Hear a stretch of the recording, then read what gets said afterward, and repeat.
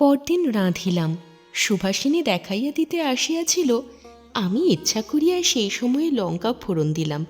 সে কাশিতে কাশিতে উঠিয়া গেল, বলিল, মরণ আর কি। রান্না হইলে বালক বালিকারা প্রথমে খাইল।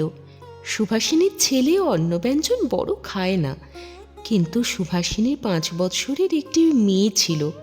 সুভাষিনী তাহাকে জিজ্ঞাসা করিল, কেমন রান্না হয়েছে হেমা? সে বলিল, বেশ বেশ গো বেশ। মেয়েটি বড় শ্লোক করিতে ভালোবাসিত। সে আবার বলিল, বেশ গো বেশ, রাঁধো বেশ, বাঁধো কেশ, বকুল ফুলের মালা, রাঙা শাড়ি, হাতে হাঁড়ি, রাঁধছে গোয়ালার বালা।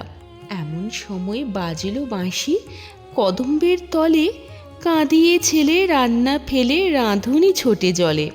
মা ধমকাইল, নে শ্লোক রাখ। তখন মেয়ে চুপ করিল। তারপর রমণবাবু খাইতে বসিলেন। আড়াল হইতে দেখিতে লাগিলাম। দেখিলাম তিনি সমস্ত ব্যঞ্জনগুলি কুড়াইয়া খাইলেন। গৃহিণীর মুখে হাসি ধরে না। রমণবাবু জিজ্ঞাসা করিলেন, আজকে রেঁধেছে মা? গৃহিণী বলিলেন, একটি নূতন লোক আসিয়াছে। রমণবাবু বলিলেন, রাধে ভালো। এই বলিয়া তিনি হাত ধুইয়া উঠিয়া গেলেন। তারপর কর্তা খাইতে বসিলেন। সেখানে আমি যাইতে পারিলাম না। গৃহিণীর আদেশ মতো বুড়া বামুন ঠাকুরানী কর্তার ভাত লইয়া গেলেন। এখন বুঝিলাম গৃহিণীর কোথায় ব্যথা, কেন তিনি সমর্থ বয়স্কা স্ত্রী লোক রাখিতে পারেন না। প্রতিজ্ঞা করিলাম, যতদিন এখানে থাকি সেদিক মারাইব না। আমি সময়ান্তরে লোকজনের কাছে সংবাদ লইয়াছিলাম কর্তার কেমন চরিত্র। সকলেই জানিত তিনি অতি ভদ্রলোক, জিতেন্দ্রীয়। তবে কালির বোতলটার গলায় গলায় কালি। বামুন ঠাকুরানী ফিরিয়া আসিলে তাহাকে জিজ্ঞাসা করিলাম যে, কর্তা রান্না খেয়ে কি বললেন? বামনি চটিয়া লাল, চেঁচাইয়া উঠিয়া বলিল, ও গো বেশ রেঁধেছ গো, বেশ রেঁধেছ। আমরাও রাঁধতে জানি, তা বুড়ো হলে কি আর দর হয়? এখন রাঁধিতে গেলে রূপ যৌবন চাই। বুঝিলাম কর্তা খাইয়া ভালো বলিয়াছেন, কিন্তু বামনিকে নিয়া একটু রঙ্গ করিতে সাধ হইল। বলিলাম, তার রূপ যৌবন চাইবই কি বামুন দিদি? বুড়িকে দেখিলে কার খেতে রোচে? দাঁত বাহির করিয়া অতি কর্কশ কণ্ঠে বামনি বলিল, তোমারই বুঝি রূপ যৌবন থাকিবে, মুখে পোকা পড়বে না? এই বলিয়া রাগের মাথায় একটা হাঁড়ি চড়াইতে গিয়া পাচিকা দেবী হাঁড়িকে ভাঙিয়া ফেলিলেন। আমি বলিলাম, দেখিলে দিদি, রূপ যৌবন না থাকিলে হাতের হাঁড়ি ফাটে। তখন ব্রাহ্মণ ঠাকুরানী অর্ধনগ্নাবস্থায় বেড়ি নিয়া আমাকে তাড়া করিয়া মারিতে আসিলেন। বয়োদর্শী কানে একটু খাটো, বোধহয় আমার সকল কথা শুনিতে পান নাই। বড় কদর্য প্রত্যুত্তর করিলেন। আমারও রঙ্গ চড়িল। আমি বলিলাম, দিদি থামো, বেড়ি হাতে থাকিলেই ভালো। এই সময় সুভাষিনী সেই ঘরের ভিতর প্রবেশ করিল। বামনি রাগে তাহাকে দেখিতে পাইল না। আমাকে আবার তাড়াইয়া আসিয়া বলিল, হারামজাদি, যা মুখে আসে তাই বলিবি? বেড়ি আমার হাতে থাকিবে না তো কি পায়ে দেবে নাকি? আমি পাগল? তখন সুভাষিনী ভ্রু ভঙ্গ করিয়া তাহাকে বলিল, আমি লোক এনেছি, তুমি হারামজাদি বলবার কে?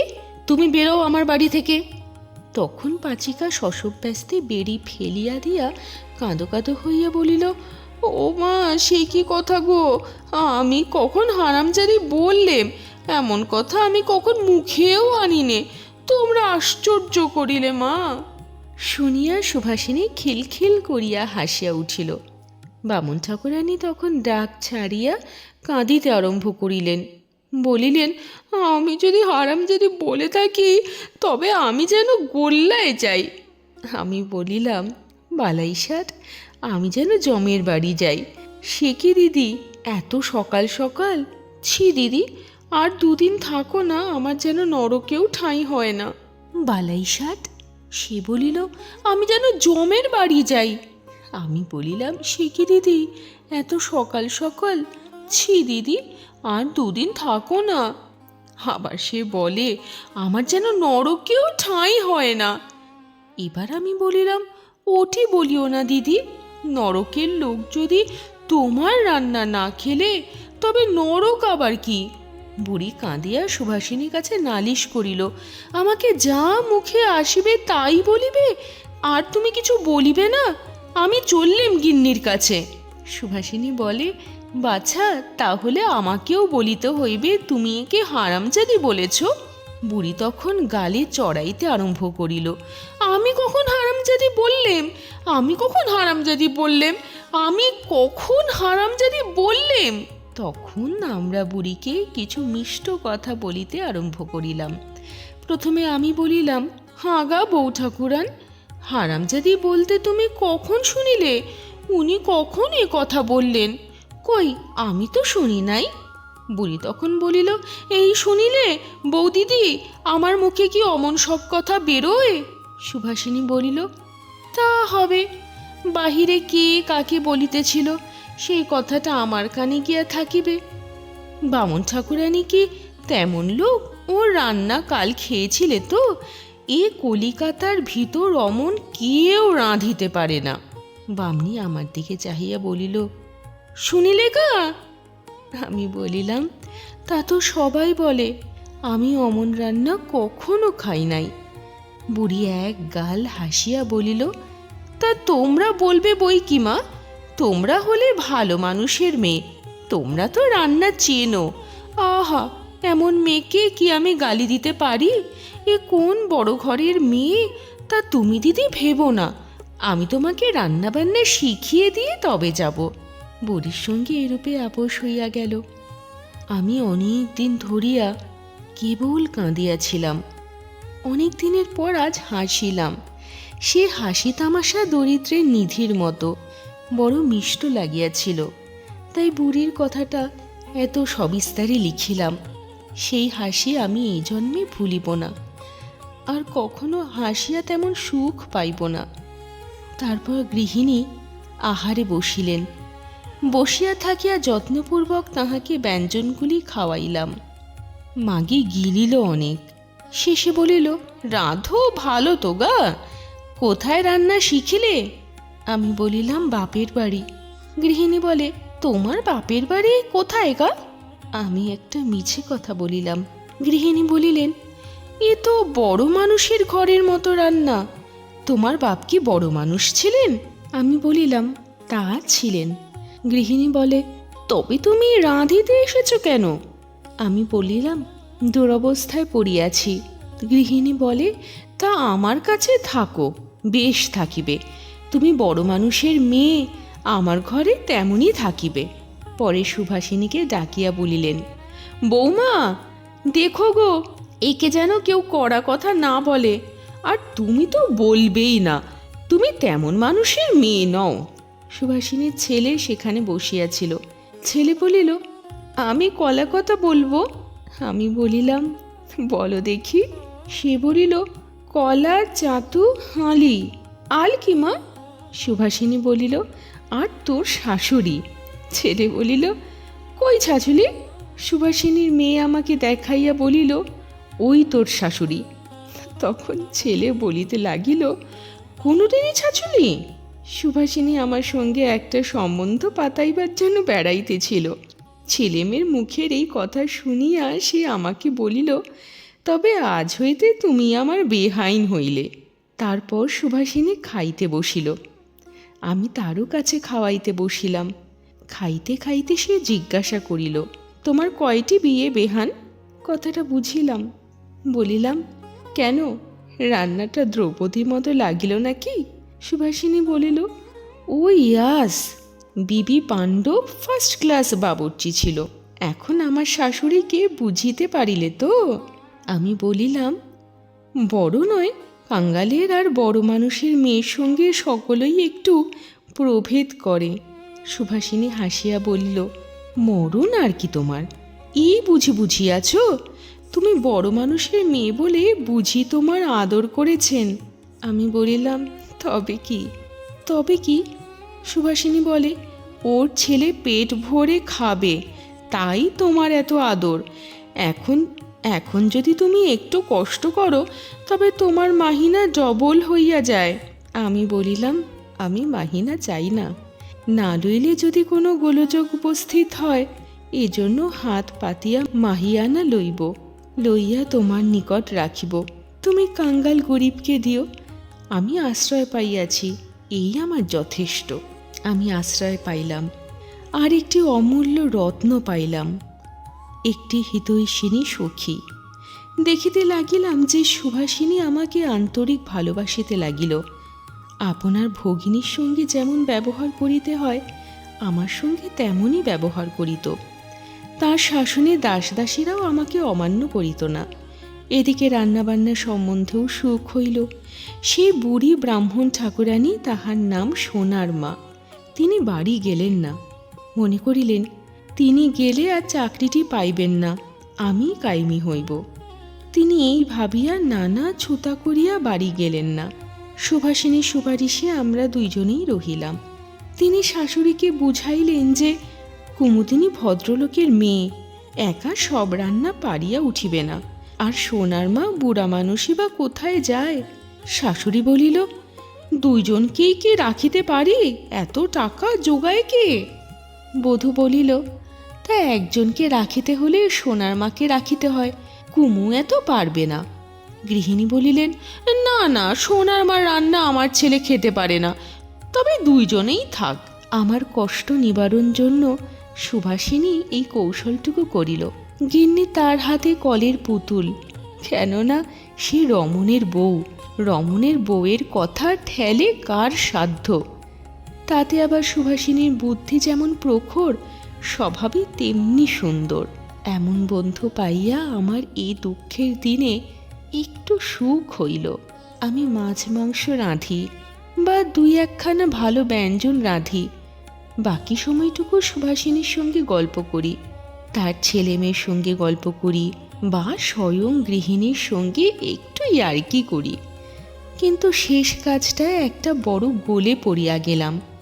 গৃহিণী বিশ্বাস তার বয়স কাঁচা, কেবল অদৃষ্ট দোষে গাছ কতক চুল পাকিয়াছে, তাহা তুলিয়া দিলেই তিনি আবার যুবতী হইতে পারেন। এই জন্য তিনি লোক পাইলেই এবং অবসর পাইলেই পাকা চুল তুলাইতে বসিতেন। একদিন আমাকে এই কাজে বেগার ধরিলেন। ভাদ্র মাসের উলুক্ষেত সাফ করিতেছিলাম। দূর হইতে দেখিতে পাইয়া সুভাষিনী আমাকে অঙ্গুলির ইঙ্গিতে ডাকিল। আমি গৃহিণীর কাছ হইতে ছুটি লইয়া বধূর কাছে গেলাম। সুভাষিনী বলিল, ও কি কাণ্ড, আমার শাশুড়িকে ন্যাড়ামোড়া করিয়া দিতেছ কেন? আমি বলিলাম, ও পাপ, একদিনে চুকানোই ভালো। সুভাষিনী বলে, তাহলে কি টেকতে পারবে, যাবে কোথায়? আমি বলিলাম, আমার হাত থামে না যে। সুভাষিনী বলে, মরণ আর কি, দুই এক গাছে তুলে চলে আসতে পারো না? আমি বলিলাম, তোমার শাশুড়ি যে ছাড়ে না। সুভাষিনী বলে, বলো গে যে, কই পাকা চুল তো বেশি দেখিতে পাই না, এই বলে চলে এসো। আমি হাসিয়া বলিলাম, এমন দিনে ডাকাতি কি করা যায়? লোকে বলবে কি, এ যে আমার কালা দিঘির ডাকাতি। সুভাষিনী বলে, কালা দিঘির ডাকাতি কি? সুভাষিনীর সঙ্গে কথা কহিতে আমি একটু আত্মবিস্মৃতি হইতাম। হঠাৎ কালা দিঘির কথা অসাবধানে মুখ দিয়া বাহির হইয়াছিল। কথা চাপিয়া গেলাম। বলিলাম, সে গল্প আর একদিন করিব। সুভাষিনী বলে, আমি যা বলিলাম তা একবার বলিয়াই দেখো না, আমার অনুরোধে। হাসিতে হাসিতে আমি গিন্নির কাছে গিয়া আবার পাকা চুল তুলিতে বসিলাম। দুই চারি গাছা তুলিয়া বলিলাম, কই আর বড় পাকা দেখিতে পাই না, দুই এক গাছা রহিল, কাল তুলে দিব। মাগি এক গাল হাসিল, বলিল, আবার বেটিরা বলে সব চুলই পাকা। সেদিন আমার আদর বাড়িল। কিন্তু যাহাতে দিন দিন বসিয়া বসিয়া পাকা চুল তুলিতে না হয় সে ব্যবস্থা করিব মনে মনে স্থির করিলাম। বেতনের টাকা পাইয়াছিলাম, তাহা হইতে একটা টাকা হারানির হাতে দিলাম। বলিলাম, 1 টাকার 1 শিশি কলপ কারো হাত দিয়া কিনিয়া আনিয়া দে। হারানি হাসিয়া কুটিপাটি। হাসি থামিলে বলিল, কলপ নিয়ে কি করবে গা? কার চুলে দেবে? আমি বলিলাম, বামন ঠাকুরানীর। এবার হারানি হাসিতে হাসিতে বসিয়া পড়িল। এমন সময়ে বামন ঠাকুরানী সেখানে আসিয়া পড়িল। তখন সে হাসি থামাইবার জন্য মুখে কাপড় গুঁজিয়া দিতে লাগিল। কিছুতেই থামাইতে না পারিয়া সেখান হইতে পলাইয়া গেল। বামন ঠাকুরানী বলিলেন, ও অত হাসিতেছে কেন? আমি বলিলাম, ওর অন্য কাজ তো দেখি না। এখন আমি বলিয়াছিলাম, বামন ঠাকুরানীর চুলে কলপ দিয়া দিলে হয় না, তাই অমন করছিল। বামন ঠাকুরানী বলে, তা অত হাসি কিসের? দিলেই বা ক্ষতি কি? শোনেন নুড়ি বলে ছেলেগুলো খেপায়, তা সে দায় তো বাঁচব। সুভাষিনীর মেয়ে হেমা অমনি আরম্ভ করিল, জলে বুড়ি শোনেন নুড়ি, খোঁপায় ঘেঁটু ফুল, হাতে নড়ি গলায় দড়ি, কানে জোড়া ফুল। হেমার ভাই বলিল, জোলা দুম। তখন কাহারও উপর জোলা দুম পড়িবে আশঙ্কায় সুভাষিনী তাহাকে সরাইয়া লইয়া গেল। বুঝিলাম বামনির কলপে বড় ইচ্ছা। বলিলাম, আচ্ছা আমি কলপ দিয়া দিব। বামনি বলিল, আচ্ছা তাই দিও, তুমি বেঁচে থাকো, তোমার সোনার গহনা হোক, তুমি খুব রাঁধতে শেখো। হারানি হাসে, কিন্তু কাজের লোক। শীঘ্র 1 শিশি উত্তম কলপ আনিয়া দিল। আমি তাহা হাতে করিয়া গিন্নির পাকা চুল তুলিতে গেলাম। গিন্নি জিজ্ঞাসা করিলেন, হাতে কি ও? আমি বলিলাম, একটা আরক, এটা চুলে মাখাইলে সব পাকা চুল উঠিয়া আসে, কাঁচা চুল থাকে। গৃহিণী বলিলেন, বটে? এমন আশ্চর্য আরক তো কখনো শুনি নাই। ভালো, মাখাও দেখি। দেখিও কলপ দিও না যেন। আমি উত্তম করিয়া তাহার চুলে কলপ মাখাইয়া দিলাম। দিয়া পাকা চুল আর নাই বলিয়া চলিয়া গেলাম। নিয়মিত সময় উত্তীর্ণ হইলে তাহার সমস্ত চুলগুলি কালো হইয়া গেল। দুর্ভাগ্যবশত হারানি ঘর ঝাঁট দিতে দিতে তাহা দেখিতে পাইল। তখন সে ঝাঁটা ফেলিয়া মুখে কাপড় গুঁজিয়া হাসিতে হাসিতে সদর বাড়ি চলিয়া গেল। কি ঝি, কি ঝি! এরকম একটা গোলযোগ হইলে সে আবার ভিতর বাড়িতে আসিয়া মুখে কাপড় গুঁজিতে গুঁজিতে ছাদের উপর চলিয়া গেল। সেখানে সোনার মা চুল শুকাইতেছিল। সে জিজ্ঞাসা করিল, কি হয়েছে? হারানি হাসির জ্বালায় কথা কহিতে পারিল না, কেবল হাত দিয়া মাথা দেখাইতে লাগিল। সোনার মা কিছু বুঝিতে না পারিয়া নিচে আসিয়া দেখিল যে গৃহিণীর মাথায় চুল সব কালো। সে ফুকুরিয়া কাঁদিয়া উঠিল, বলিল, ওমা, এ কি হলো গো? তোমার সব চুল কালো হয়ে গেছে গো। ওমা, কে না জানি তোমায় ওষুধ করিল। এমন সময় সুভাষিনী আসিয়া আমাকে পাকড়াইল। হাসিতে হাসিতে বলিল, পোড়ামুখী, ও করেছ কি? মার চুলে কলপ দিয়াছ? আমি বলিলাম, সুভাষিনী বলে, তোমার মুখে আগুন, কি কাণ্ডখানা হয় দেখো। আমি বলিলাম, তুমি নিশ্চিন্ত থাকো। এমন সময় গৃহিণী স্বয়ং আমাকে তলব করিলেন। বলিলেন, হাঁ গা কুমো, তুমি কি আমার মাথায় কলপ দিয়াছ? দেখিলাম গৃহিণীর মুখখানা বেশ প্রসন্ন। আমি বলিলাম, অমন কথা কে বললে মা? গৃহিণী বলে, এই যে সোনার মা বলছে। আমি বলিলাম, সোনার মার কি? ও কলপ নয় মা, আমার ওষুধ। তা বেশ ওষুধ বাছা, আরশি 1খানা আনো দেখি। 1খানা আরশি আনিয়া দিলাম। দেখিয়া গৃহিণী বলিলেন, ওমা, সব চুল কালো হয়ে গেছে। আহ, আবাগের বেটি, লোকে এখনই বলবে কলপ দিয়েছে। গৃহিণীর মুখে হাসি ধরে না। সেদিন সন্ধ্যার পর আমার রান্নার সুখ্যাতি করিয়া আমার বেতন বাড়াইয়া দিলেন, আর বলিলেন, বাছা, কেবল কাঁচের চুড়ি হাতে দিয়া বেড়াও, দেখিয়া কষ্ট হয়। এই বলিয়া তিনি নিজের বহুকাল পরিত্যক্ত একজোড়া সোনার বালা আমায় বকশিস করিলেন। লইতে আমার মাথা কাটা গেল।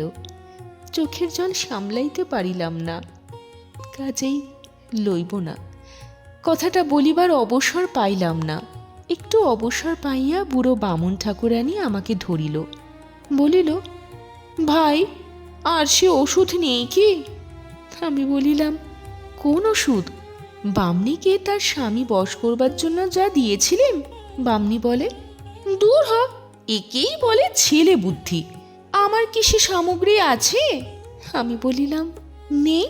সে কি গো, একটাও না? তোমাদের বুঝি 5টা করে থাকে? আমি বলিলাম, তা নইলে আর অমনি রাঁধি? দ্রৌপদী না হলে ভালো রাঁধা যায়? গোটা 5 জোটাও না, রান্না খেয়ে লোকে অজ্ঞান হবে। বামনি দীর্ঘ নিঃশ্বাস ফেলিল, বলিল, একটাই জোটে না ভাই, তার আবার 5টা। মুসলমানের হয় যত তো সিন্দুর মেয়ের, আর হবেই বা কিসে? এই তো সোনের নুড়ি চুল। তাই বলছিলাম, বলি সে ওষুধটা আর আছে যাতে চুল কালো হয়? আমি বলিলাম, তাই বলো, আছে বই কি। আমি তখন কলপের শিশি বামুন ঠাকুরানীকে দিয়া দিলাম। ব্রাহ্মণ ঠাকুরানী রাত্রিতে জলযোগান্তে শয়নকালে অন্ধকারে তাহার চুলে মাখাইয়াছিলেন। কতক চুলে গিয়াছিল, কতক চুলে লাগে নাই, কতক বা মুখে চোখে লাগিয়াছিল। সকালবেলা যখন তিনি দর্শন দিলেন, তখন চুলগুলো 5 রঙা বেড়ালের লোমের মতো, কিছু সাদা, কিছু রাঙা, কিছু কালো, আর মুখখানি কতক মুখ পোড়া বাঁদরের মতো, কতক মিনি বেড়ালের মতো। দেখিবা মাত্র পৌরবর্গ উচ্চৈ স্বরে হাসিয়া উঠিল। সে হাসি আর থামে না। যে যখন পাচিকাকে দেখে সে তখনই হাসিয়া ওঠে। হারানি হাসিতে হাসিতে বেদম হইয়া সুভাষিনীর পায়ে আছড়াইয়া পড়িয়া হাঁপাইতে হাঁপাইতে বলিল, বউ ঠাকুরানী, আমাকে জবাব দাও, আমি এমন হাসির বাড়িতে থাকিতে পারিব না। কোন দিন দম বন্ধ হইয়া মরিয়া যাইব। সুভাষিনীর মেয়েও বুড়িকে জ্বালাইল, বলিল, বুড়ি পিসি, সাজ সাজালে কে? জম বলেছে, সোনার চাঁদ এসো আমার ঘরে, তাই ঘাটের শয্যা সাজিয়ে দিলে সিঁদুরে গোবরে। একদিন একটা বিড়াল হাঁড়ি হইতে মাছ খাইয়াছিল, তাহার মুখে কালিঝুলি লাগিয়াছিল। সুভাষিনীর ছেলে তাহা দেখিয়াছিল। সে বুড়িকে দেখিয়া বলিল, মা, বলিবে যে হাঁড়িকে এসে। অথচ বামুন ঠাকুরানীর কাছে আমার ইঙ্গিত মতো কথাটা কেহ ভাঙ্গিল না। তিনি অকাতরে সেই বানর মার্জার মিশ্রিত কান্তি সকলের সম্মুখে বিকশিত করিতে লাগিলেন। হাসি দেখিয়া তিনি সকলকে জিজ্ঞাসা করিতে লাগিলেন, তোমরা কেন হাসছ গা? সকলেই আমার ইঙ্গিত মতো বলিল, ওই ছেলে কি বলছে শুনছ না? বলে, বুলি পিচি হাঁড়িকে এসে। কাল রাতে কে তোমার হাঁড়িশালের হাঁড়ি খেয়ে গিয়েছে, তাই সবাই বলা বলি করছে। বলি, সোনার মা কি বুড়া বয়সে এমন কাজ করবে? বুড়ি তখন গালির ছড়া আরম্ভ করিল, সর্বনাশীরা, শতে কক্ষয়ারীরা, আবাগিরা, ইত্যাদি ইত্যাদি। মন্ত্রোচ্চারণপূর্বক তাহাদিগকে এবং তাহাদিগের স্বামী পুত্রকে গ্রহণ করিবার জন্য যমকে অনেকবার তিনি আমন্ত্রণ করিলেন। কিন্তু যমরাজ সে বিষয়ে আপাতত কোনো আগ্রহ প্রকাশ করিলেন না। ঠাকুরানীর চেহারাখানা সেই রকম রহিল। তিনি সেই অবস্থায় রমণবাবুকে অন্ন দিতে গেলেন। রমণবাবু দেখিয়া হাসি চাপিতে গিয়া বিষম খাইলেন, আর তাহার খাওয়া হইল না। শুনিলাম রামরাম দত্তকে অন্ন দিতে গেলে কর্তা মহাশয় তাহাকে দূর দূর করিয়া তাড়াইয়া দিয়াছিলেন। শেষে দয়া করিয়া সুভাষিনী বুড়িকে বলিয়া দিল, আমার ঘরে বড় আয়না আছে, মুখ দেখো গিয়া। বুড়ি গিয়া মুখ দেখিল। তখন সে উচ্চৈ স্বরে কাঁদিতে লাগিল এবং আমাদিগকে গালি পাড়িতে লাগিল। আমি বুঝাইতে চেষ্টা করিলাম যে আমি চুলে মাখাইতে বলিয়াছিলাম, মুখে মাখাইতে বলি নাই। বুড়ি তাহা বুঝিল না। আমার মুন্ড ভোজনের জন্য যম পুনঃ পুনঃ নিমন্ত্রিত হইতে লাগিলেন। শুনিয়া সুভাষিনীর মেয়ে শ্লোক পড়িল, যে ডাকে জমে তার পরমাই কমে, তার মুখে পড়ুক ছাই, বুড়ি মরে যা না ভাই। শেষে আমার সেই 3 বছর বয়সের জামাতা একখানা রাঁধিবার চেলা কাঠ লইয়া গিয়া বুড়ির পিঠে বসাইয়া দিল, বলিল, আমাল চাচুলি। তখন বুড়ি আছড়াইয়া পড়িয়া উচ্চৈস্বরে কাঁদিতে লাগিল। সে যত কাঁদে আমার জামাই তত হাততালি দিয়া নাচে আর বলে, আমাল চাচুলি, আমার চাচুলি। আমি গিয়া তাকে কোলে নিয়া তার মুখচুম্বন করিলে তবে থামিল। সেই দিন বৈকালে সুভাষিনী আমার হাত ধরিয়া টানিয়া লইয়া গিয়া নিভৃতে বসাইল, বলিল, বেহান, তুমি সেই কালাদিঘির ডাকাতির গল্পটি বলিবে বলেছিলে, আজও বলো নাই, আজ বলো না শুনি। আমি অনেকক্ষণ ভাবিলাম, শেষে বলিলাম, সে আমারই হতভাগ্যের কথা। আমার বাপ বড় মানুষ, এ কথা বলিয়াছি। তোমার শ্বশুরও বড় মানুষ, কিন্তু তাহার তুলনায় কিছুই নহেন। আমার বাপ আজিও আছেন, তাহার সেই অতুল ঐশ্বর্য এখনো আছে। আজিও তাহার হাতির সালে হাতি বাঁধা। আমি যে রাঁধিয়া খাইতেছি, কালাদিঘির ডাকাতি তাহার কারণ। এই পর্যন্ত বলিয়া দুইজনই চুপ করিয়া রহিলাম। সুভাষিনী বলিল, তোমার যদি বলিতে কষ্ট হয় তবে নাই বলিলে। আমি না জানিয়াই শুনিতে চাহিয়াছিলাম। আমি বলিলাম, সমস্তই বলিব। তুমি আমাকে যে স্নেহ করো, আমার যে উপকার করিয়াছ, তাহাতে তোমাকে বলিতে কোনো কষ্ট নাই। আমি বাপের নাম বলিলাম না, বাপের বাড়ির গ্রামের নাম বলিলাম না, স্বামীর বা শ্বশুরের নাম বলিলাম না, শ্বশুরবাড়ির গ্রামের নাম বলিলাম না, আর সমস্ত বলিলাম। সুভাষিনীর সঙ্গে সাক্ষাৎ হওয়া পর্যন্ত বলিলাম। শুনিতে শুনিতে সুভাষিনী কাঁদিতে লাগিল। আমিও যে বলিতে বলিতে মধ্যে মধ্যে কাঁদিয়া ফেলিয়াছিলাম, তাহা বলা বাহুল্য। সেদিন এই পর্যন্ত। পরদিন সুভাষিনী আমাকে আবার নিভৃতে লইয়া গেল, বলিল, বাপের নাম বলিতে হইবে। তাহা বলিলাম। তাহা বাড়ি যে গ্রামে, তাহাও বলিতে হইবে। তাও বলিলাম। ডাকঘর, ডাকঘরের নাম ডাকঘর। দূর পোড়ামুখী, যে গ্রামের ডাকঘর তার নাম। তা তো জানি না, ডাকঘরই জানি। বলি, যে গ্রামে তোমাদের বাড়ি সেই গ্রামেই ডাকঘর আছে না অন্য গ্রামে? তা তো জানি না। সুভাষিনী বিষণ্ণ হলেন, আর কিছু বলিল না। পরদিন সেই রূপ নিভৃতে বলিল, তুমি বড় ঘরের মেয়ে, কতকাল আর রাঁধিয়া খাইবে?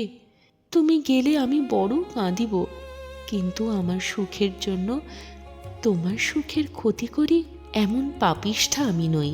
তাই আমরা পরামর্শ করিয়াছি। কথা শেষ না হইতে হইতে আমি জিজ্ঞাসা করিলাম, আমরা কে কে? আমি আর রবাবু। রবাবু কি না রমনবাবু? এইরূপে সুভাষিনী আমার কাছে স্বামীর নাম ধরিত। তখন সে বলিতে লাগিল, পরামর্শ করিয়াছি যে তোমার বাপকে পত্র লিখিব যে তুমি এইখানে আছো, তাই কাল ডাকঘরের কথা জিজ্ঞাসা করিতেছিলাম।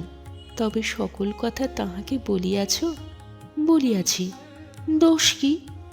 দোষ কিছু না। তারপর এখন মহেশপুরেই ডাকঘর আছে, বিবেচনা করিয়া পত্র লেখা হইল। পত্র লেখা হইয়াছে নাকি? হাঁ, আমি আহ্লাদে আটখানা হইলাম। দিন গণিতে লাগিলাম, কতদিনে পত্রের উত্তর আসিবে। কিন্তু কোনো উত্তর আসিল না। আমার কপাল পোড়া। মহেশপুরে কোনো ডাকঘর ছিল না। তখন গ্রামে গ্রামে ডাকঘর হয় না, ভিন্ন গ্রামেই ডাকঘর ছিল। আমি রাজার দুলালি, অত খবর রাখিতাম না। ডাকঘরের ঠিকানা না পাইয়া কলিকাতার বড় ডাকঘরে রমনবাবুর চিঠি খুলিয়া ফেরত পাঠাইয়া দিয়াছিল। আমি আবার কাঁদিতে আরম্ভ করিলাম, কিন্তু রবাবু নাছোড়। সুভাষিনী আসিয়া আমাকে বলিল, এখন স্বামীর নাম বলিতে হইবে। আমি তখন লিখিতে শিখিয়াছিলাম, স্বামীর নাম লিখিয়া দিলাম। পরে জিজ্ঞাসা হইল, শ্বশুরের নাম? তাও লিখিলাম। গ্রামের নাম? তাও বলিয়া দিলাম। ডাকঘরের নাম? বলিলাম। তা কি জানি, শুনিলাম রমনবাবু সেখানেও পত্র লিখিলেন, কিন্তু কোনো উত্তর আসিল না। বড় বিষণ্ণ হইলাম। কিন্তু একটা কথা তখন মনে পড়িল, আমি আশায় বিহ্বল হইয়া পত্র লিখিতে বারণ করি নাই। এখন আমার মনে পড়িল, ডাকাতে আমাকে কাড়িয়া লইয়া গিয়াছে, আমার কি জাতি আছে? এই ভাবিয়া শ্বশুর স্বামী আমাকে প্রত্যাখ্যান করিবেন সন্দেহ নাই। সে স্থলে পত্র লেখা ভালো হয় নাই। এ কথা শুনিয়া সুভাষিনী চুপ করিয়া রহিল। আমি এখন বুঝিলাম যে আমার আর ভরসা নাই। আমি শয্যা লইলাম।